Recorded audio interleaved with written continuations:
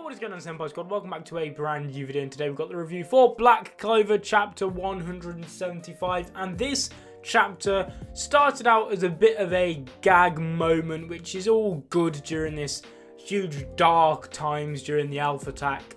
And it starts off with Noelle being a tsundere towards Finral this time, and then the big bit, something which the whole fandom just kind of lost their minds about, that was Zora finally returning. It feels like forever since we've seen this guy, although I don't actually think it has been that long. It just feels like it, but I do feel like he's going to be playing quite a large role, maybe not in the entirety of the arc in general, but the upcoming fight or fights, definitely I think he's going to be playing quite a large role. But we'll get back to that a little bit soon on.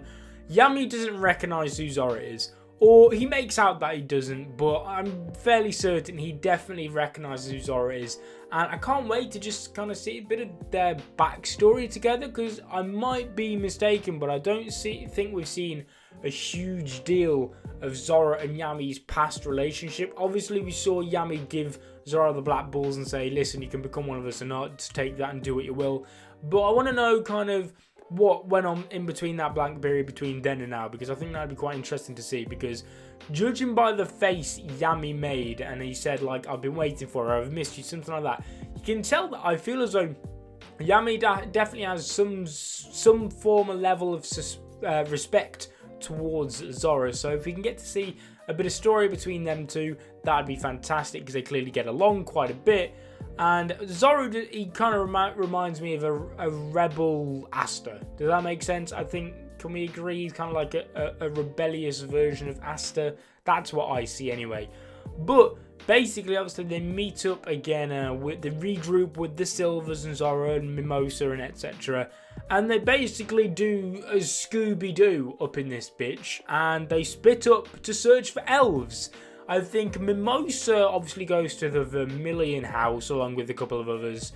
And Yami, Jack and Finral go to the big house right in the centre, to the Kira house, I believe it's called, which I believe is where Langris is, which is going to make for a really spicy matchup between Finral, Jack and obviously Yami, but mainly Finral I think we're focusing on here, going up against Langris. I cannot wait to see that interaction, because I think it's something we've all been waiting for quite some time, to see those two kind of go at it once again. But this time obviously it's kind of like elf Langris and not Langris. But obviously the Silvas plus Zora actually go to the Silva household. However, Zora does split up with them pretty much instantly straight away, which is what I wanted to come on to, because this is why I think he's going to be playing quite a large role in the upcoming fights. Because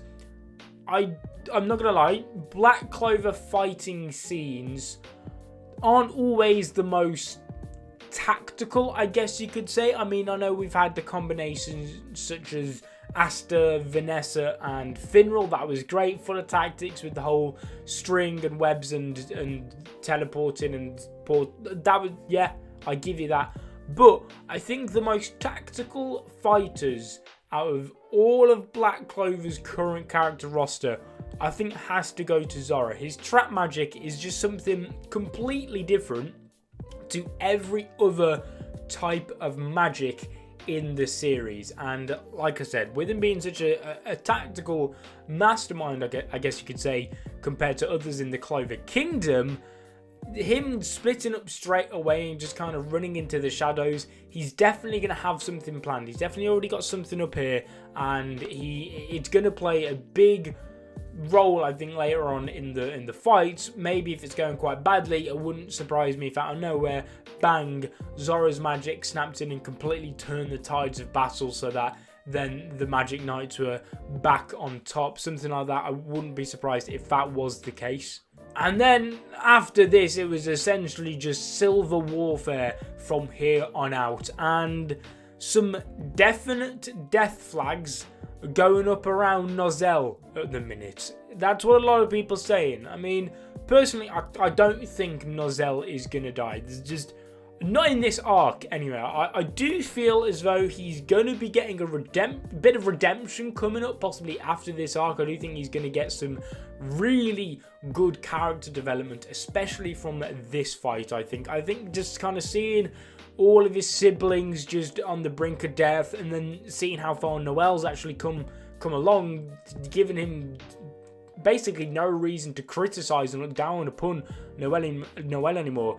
I feel as though it's going to be a bit of a reality check for Noel, and realize that he's not this big, high, almighty guy on a high horse, and that he has to start showing respect. I do feel like something along those lines, definitely a redemption, but I don't think there's going to be a death. Not in this arc anyway. I don't think they would kill off Nozel and the Wizard King in one arc. Like, the Wizard King, that was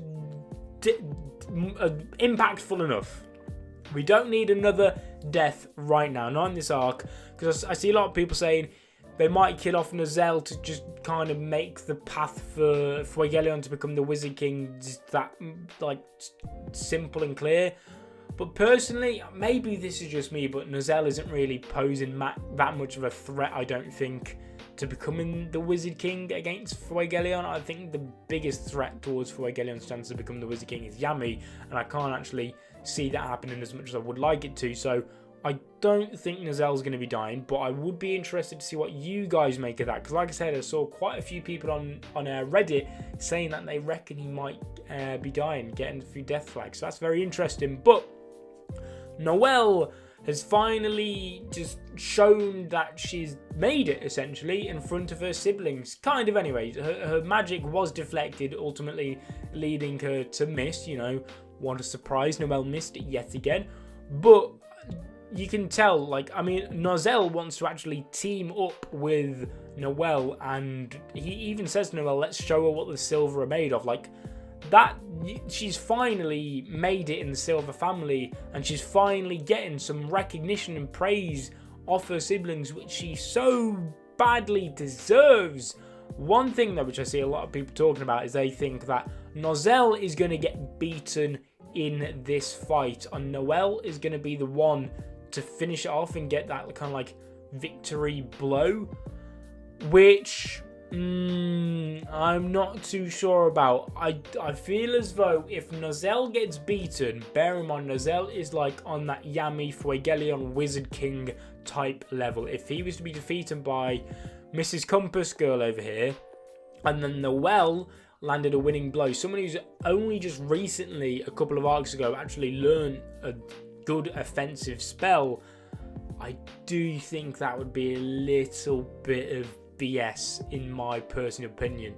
Now, I'm not disregarding it, that it could be done in a good way.